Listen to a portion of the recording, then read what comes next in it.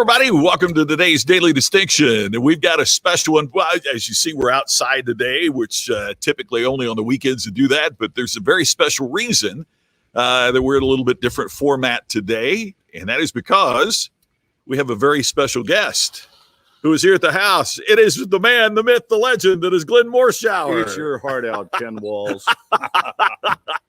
It is the Glenn and Scott show without a guy named Ken today for a little bit. So this guy came over from Los Angeles to meet up with me last night. We stayed out Late. We stayed out late. I mean, if you call 4 a.m. late. It's either late or early. I don't know what. Right. But we had an absolute blast last night. Believe it or not, we've done the Ken and Glenn show with a guy named Scott program since Easter. This is the first time. Last night was the first time we'd met in person. So it was just amazing to have you here. What's our topic today? What are we talking about? You know, we're talking about 30 minutes, I think. Whatever you.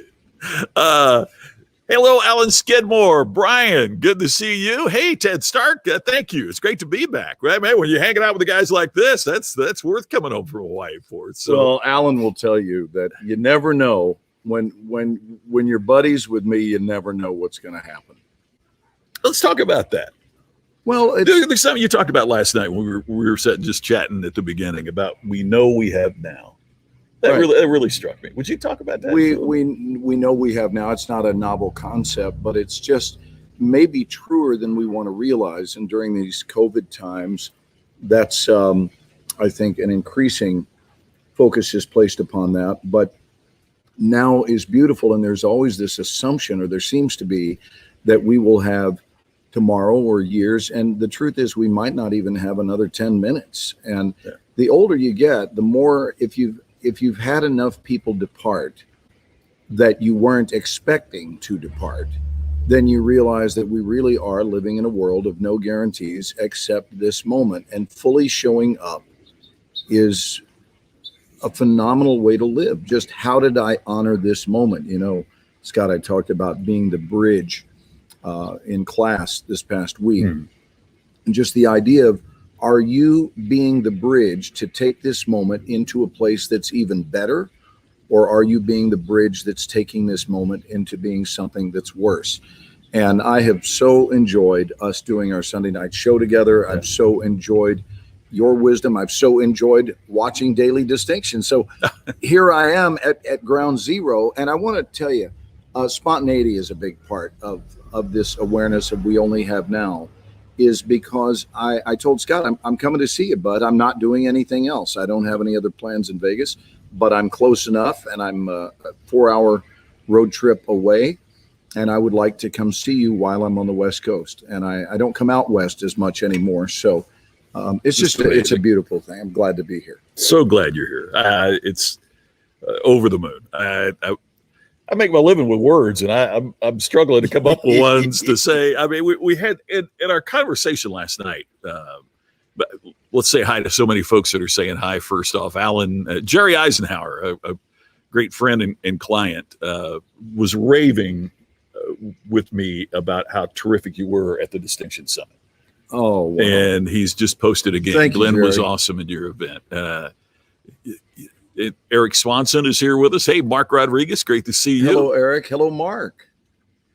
You know, Glenn, one of the things that strikes me as well is you're in a business, and for those that watch Daily Distinction, maybe haven't caught it, you're in a business that requires you to constantly apply for jobs. Yes, we get fired as a way of life, is how we word it. But we do. And so earning the next job is our norm, and we don't take endings as an unpleasant thing. It's just part of the deal. We cut the circus tent down and move to the next town and do the next job.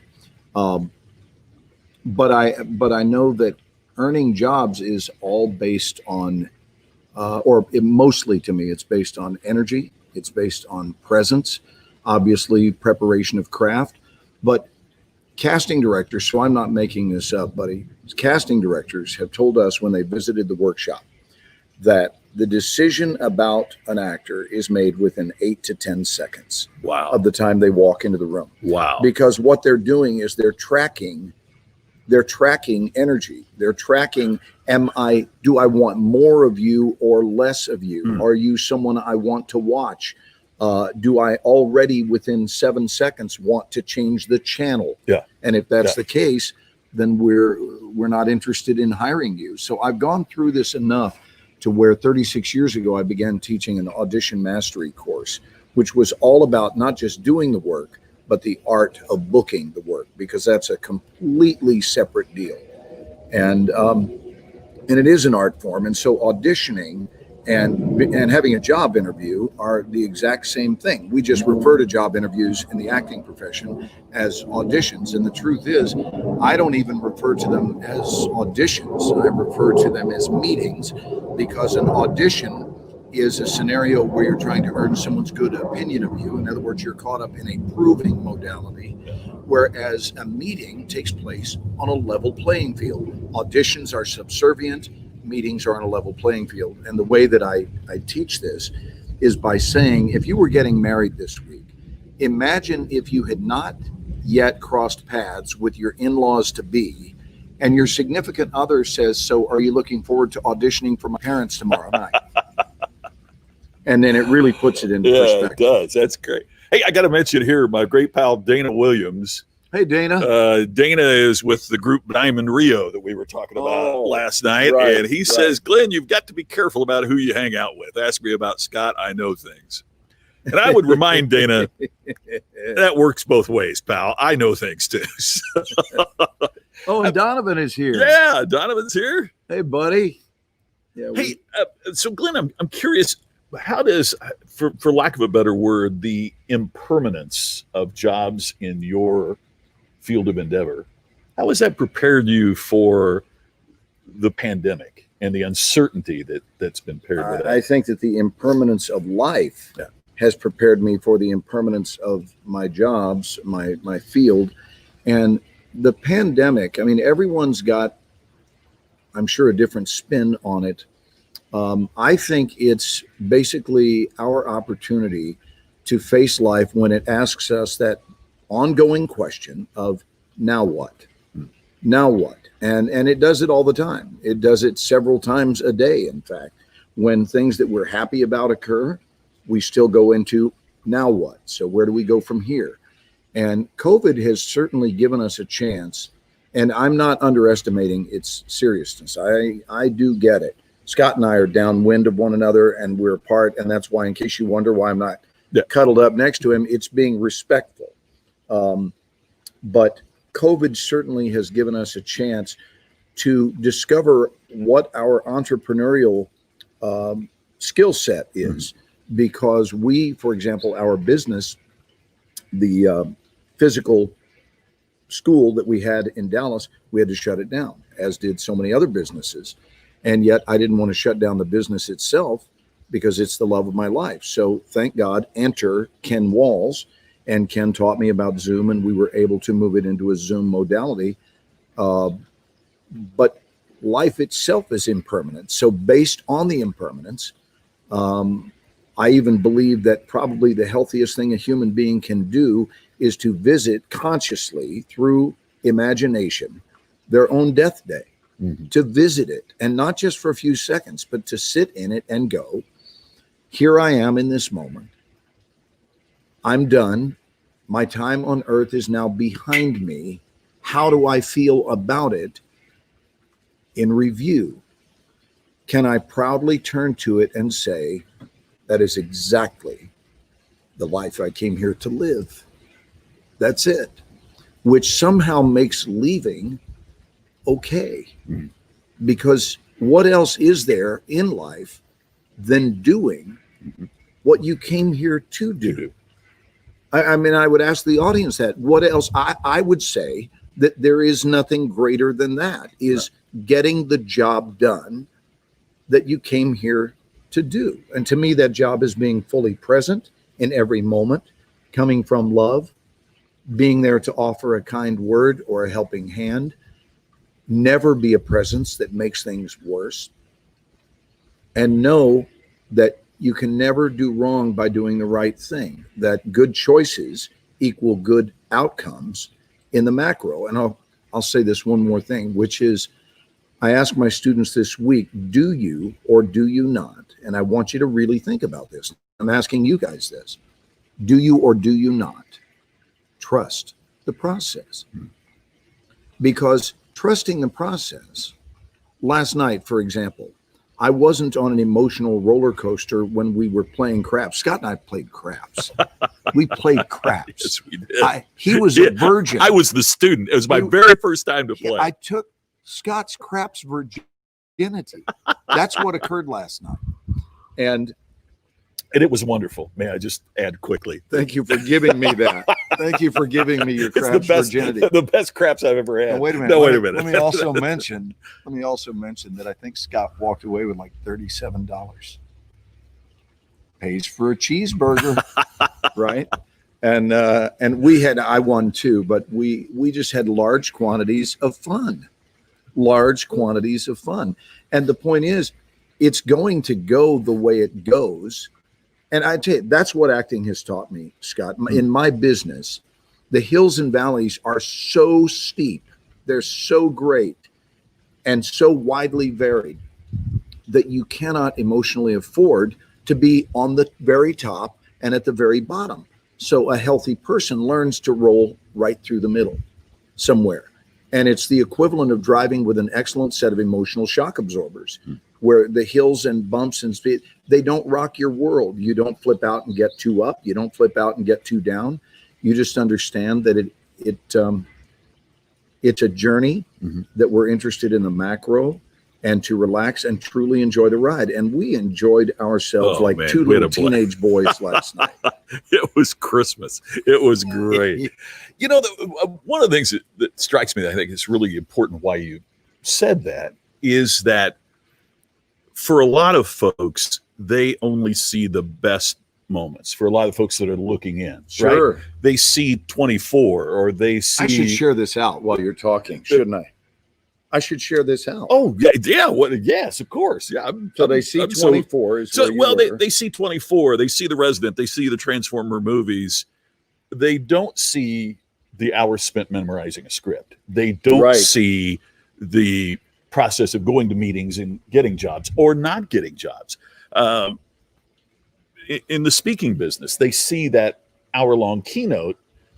They don't see the nights in the hotel away from your family when you want to be home. They don't. With Dana, they see the show that Diamond Rio's on stage playing the hits, but they don't see the long bus rides and the hotels and all of those things and all the years of preparation in order to be the person who is managing to fill the seats with butts. And it's. I mean, I think of that every time I watch the Olympics. I cry. Please let me just say that on record. I cry when I see an incredible Olympian performance, and here's why I cry. Especially skating. I don't know what it does. There's something about skating because you're all out there.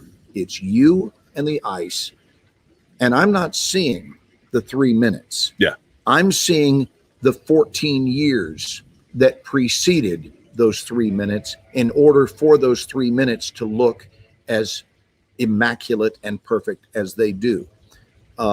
It's so true. There's a lot going on up underneath that, and the audiences typically are only seeing the tip of the iceberg.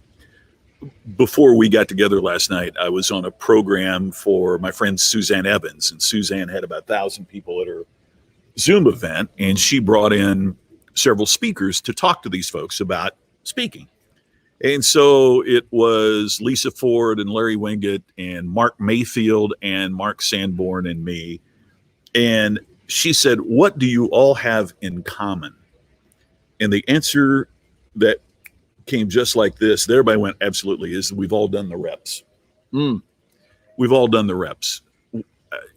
No one saw the 1,000 free speeches I did before I got paid for the first one. Nobody, all of that. Dana says amen. It's so I guess one of the things that I would encourage for those that are entrepreneurs, when you're in sales, whatever you might be, do the reps. And the reps never end. I mean, it's that they become less visible the more successful that you get. Does that make sense? It absolutely does. And I got to say, I find that life unfolds according to our estimated havability. I don't know if I've discussed that on our show or not, but in other words, when you're going into something, everyone either consciously or unconsciously estimates the havability of something. They estimate it. And most people, if it's considered a grandiose dream or a lofty dream, they estimate its havability as close to impossible, or certainly a long shot. And here's the problem. Once they've estimated its havability to be a long shot, then every expectation they have of themselves lines up behind that expectation. Yeah. So they're never giving it at their all because they figure, what's the point anyway? It's highly unlikely that it won't happen. I got to tell you, I wouldn't do anything in my life if my estimated havability wasn't elevated. Yeah. I wouldn't do it. Yeah. So I think you have to start with charging your system with excessive optimism and see things as entirely havable, not perhaps by everyone, but by the people who hold it in consciousness that it is havable. I mean, we were taught this many, many moons ago with the phrase, it is done unto you according to your belief. So what are you busy believing? Because the belief that we hold up under it is certainly what's governing the outcome. And I will believe that to my dying day. I don't think it's just cheap words. There's psychologist Robert Rosenthal was the one who many years ago created what he called the Pygmalion effect, which is the George Bernard Shaw book, Pygmalion, that became The King and I, is based on that, or My Fair Lady. I'm sorry, not The King and I. And it's that we subconsciously encourage what we expect. Consciously and subconsciously. Have you heard this? I like that wording because I've been teaching this stuff for years, but say that again. We subconsciously encourage what we expect. Brilliant. Yeah, well, brilliant. There was a part of the study that's kind of a classic example, and let's see if I can get that sunlight out of there. Oh, that's good. That's a good framing. Look at that. Look at that. See, we're in Vegas. The sun rises and sets in Glenmore Shower. I just want you to know. Vegas. That was Scott last night. What do we need? What do we need? Woo! 7. Damn it. But a quick story. I love the story. Somebody heard me tell it. Is that this elementary school teacher starts the year, and it was like her third year of teaching. And she gets the list of the students for the coming years. She's preparing her lesson plans. And she said, I've got the accelerated class. Look at their IQ scores. So she tore up the lesson plans that she'd done the previous years. And she challenged the students more and did more experiential learning and had students, third graders, plan field trips and gave them all kinds of deep assignments and everything else. And at the end of the year, her class ranked third of all third grade classes in the entire state of California. Wow, a third-year teacher did that. They called her in. She said, well, what do you expect? I had the accelerated students see the list and their IQ scores. And the principal said, that's their locker numbers. Because she expected more of them and got them to expect more of themselves. Absolutely. It changed the game. So it's, and for those of you that are managers, what do you expect of the people on your team? Are you saying, hey, don't mess this up? Or are you saying, I know we can do this. Let's do this exactly right. And so Tammy just said, wow, his halo. That's my aura. Yes. That's my aura you're looking at. So, Ted Stark says, Darren Hardy says 95% of what it takes to become world class sucks. But the 5% is so great, it makes it worth the effort. I love that. Yeah, it creates an override. It makes it worth it. By the way, one of the great books, Ted, as you know, Darren Hardy's The Compound Effect is spectacular. What a great book. Brian says it reminds me of the story of Picasso painting and a woman asked him to do one for her. Yeah, that's hey, very will you show me now that I'm at ground? I'm sort of like at mission control. Will you show me how you highlight somebody's comment? Oh, yeah. Because you and Ken do this on StreamYard all the time. Just click on it. And that's all you do. That's all you do. It brings it up there. You betcha. Nice. And so you do that. That was, I think, less than difficult. we could handle that. And then you could go over here to banners, because that was before you called, that was what I was talking about. Was doing the reps. So, nice. Hey, by the way, if you are new to watching, thanks to Glenn's kind share, go to distinctionnation.com. There's free resources for you there that you can learn more about what it takes to create distinction. And all you need to do is say to your Alexa, play Distinction Radio, and you can hear about how you can stand out and deliver the ultimate customer experience 24/7. I want to give a shout out to any of my peeps that are watching today and just say most of you know that Ken Walls and Scott and I do a Sunday night show called The Ken and Glenn Show with a guy named Scott. I'm here with a guy named Scott. And I want to tell you that Scott is really, really terrific with his understandings, his strategies, his methodologies, and they're very much worth listening to. So check him out at noon Pacific every day. He does this every day. The weekends are a little bit of a shorter, what do you call them, like a pick-me-up? Yeah, a little check-in, yeah. Right. But he usually does about a half hour, and I watch it every chance I get. And here's the thing. I've never seen Scott suck. I've never seen that. Even in craps, he did not suck. Oh, man. But let me mention this. I had a good teacher. That's why. Even in the remote possibility that someday Scott McCain could actually suck, you would be experiencing his suckage while listening to the most Philharmonic voice you have ever heard, which makes it meditative and wonderful. You are so kind. Thank you. Hey, I got to share this. Our pal Jerry says, Glenn, Cheryl has been binge watching 24. She shared that last night you about got knocked off. Not sure which episode it was. My guess is she's in my favorite season. Right. Season 5. Yeah. Yeah. And the thing is, this is where being nice comes in really handy. Because sometimes if you're just nice and they like you personally, not just your work, but if they like you personally, someone in the boardroom in that big network meeting goes, maybe we shouldn't kill him. Is that what happened? That's what happened. No, I haven't heard that story. Oh my gosh. Yeah. And in fact, I will tell you that on the show 24 in season 5, and now I can say it because it's over with, right? And this is a little 24 trivia, but in season 5, the script came out. So it wasn't just an idea. The script came out and I read it where Aaron. Really? Mm-hmm. In the gunfight? No. When you're in the limo? No, or? It was, well, yes, but not that gunfight. He was scheduled to, you remember when Logan's men roughed me up? Mm-hmm. That was scheduled to be something they were just gonna take you out. More than roughing me up. Wow. And I read it and I became very emotional. And I called our showrunner and made a pitch. And I said, do you have a few minutes to just hear something that's really, really powerfully moving through me right now? And he said, of course. We've been friends for a very long time. And my buddy Howard.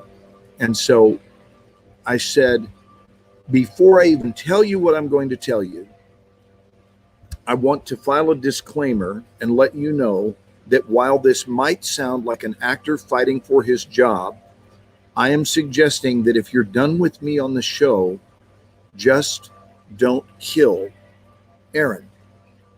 Just retire him. It doesn't matter if I do any more episodes, but there had already been so much death that day. And Aaron Pierce was, much to my pleasure, and what a blessing it was to play that character. But Aaron Pierce, by so many else's opinions, so many other people's opinions, and my own, was the moral compass of that show. Yeah. And because of it, it's like shooting Bambi in the head. It's just not something audiences want to see. And so I said, is there any other way that this can go? And I really was not. I was fighting for a character's life as though that character was me. And he started thinking about it. And I said, please, I don't care if we ever see him again, but is there any way, can you talk with them about an alternate method of getting him off the show other than killing him? And I was very emotional about it. And that was on a Friday. He called me Monday morning and said, you son of a gun, I just got out of a meeting with Fox Television. I thought over the weekend, long and hard, about what you said. I really could tell that you meant it. I know that you love this character. I know that you love the show. I know that you respect the feelings of the viewers. And I really got from you that every word you said was sincere. And there's a saying about sincerity, Scott, in Hollywood, that you can take the collective sincerity of Hollywood, jam it into the belly button of a gnat, and still have room left over for a producer's heart. Love that. So he said, but I really get how seriously you meant this, and we have stopped the presses on the script and we're redirecting it, and Aaron lives. Wow. So what does this teach? What this teaches is, and I'm getting emotional, I'm getting choked up as I think about it, because I don't think the average person fully grasps the power of conviction. That when you really believe something, I mean, to the nth degree, and your case, the stand you are taking is for all of the right reasons and none of the wrong. It's just right reasons only, and you have huge passion surrounding it and huge conviction. I'm telling you, there's very little in this world, up to and including maybe nothing in this world, that we can't do. Yeah. And I believe that. I believe we can achieve anything if we really believe it. And I thought I was speaking the truth, and they managed to change their minds. And then I got lucky because I had already said, don't bring me back. And I wound up doing one episode in season 6 and then the full season in season 7, which you cannot do as a dead guy. Well, So thank you, Howard Gordon. And thank you very much. And Joel Cernow, all of you, thank you. That series continues to be a blessing in my life.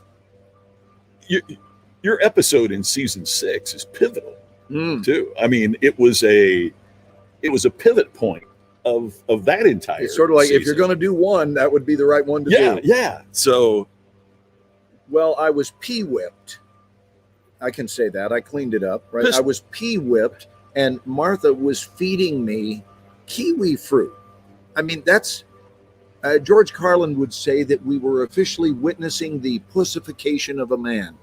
And he was, she was feeding me kiwi, and the next thing you know, she shoves a knife into her husband's heart. So, to me, spoiler alert. But look, if you haven't watched the show by now, yeah, there's a very good chance you never will. By the way, Gene Smart, what a career.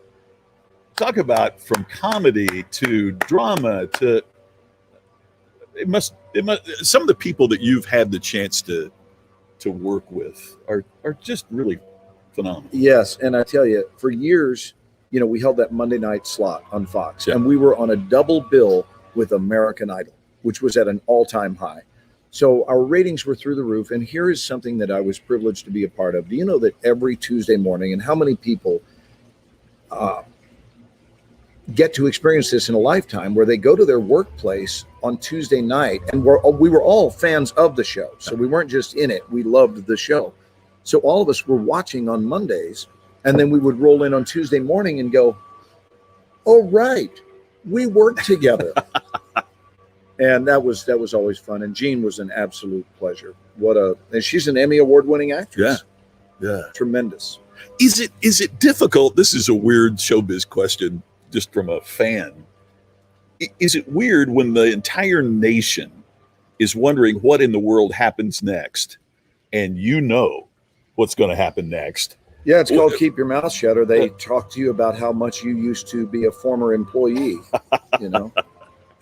That's a great motivating factor, I would think. Can I tell you what has restored anonymity to my life, which I lost during that time at 24? I'm going to show you what has restored anonymity.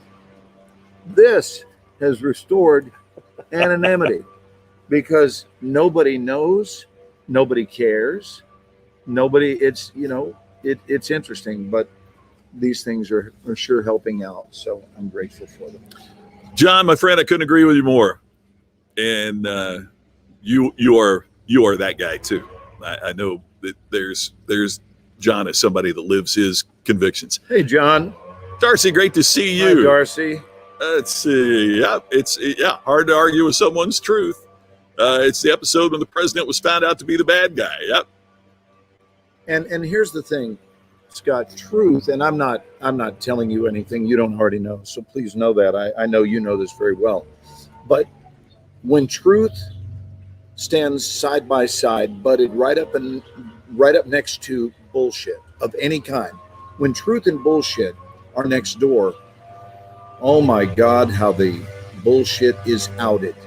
It throws a spotlight on it. So as long as we stay in the truth, and people know truth has, I've always worded it this way, truth has a powerful whiff. People get a whiff of the truth and they go, yeah, let's do this thing. And it's just beautiful. I'm honored to be here, man. This is, what a great backdrop. It's not too bad. Pool, dude. Not too bad.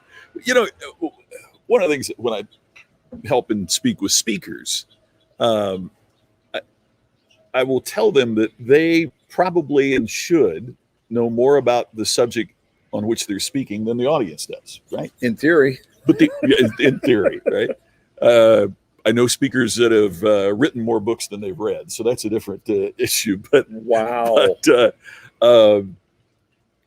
one of the things I say to speakers is that, but the audience isn't qualified yet to judge your expertise, but what they can judge is your sincerity, right? I mean, because it is so powerful, that they can tell whether you mean it or not. Sure. And therefore they will judge your level of expertise based upon the sincerity that they perceive as being presented.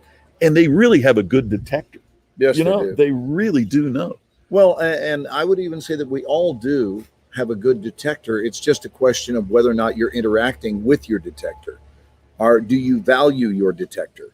Do you really get that all of us were equipped with divine radar that can absolutely know what's going on with X-ray-like vision based on someone's energy that they're running? We can sniff out what's up. Yeah. And, I've been around as many speakers as you have, and I don't think that the speaker with all the memorized catchphrases has the appeal that they think they do. I got to tell you, one of the best talks I ever gave was in front of about a 600-person audience in San Diego, and I had just left my dear friend's bedside knowing that would be the last time I would ever see her.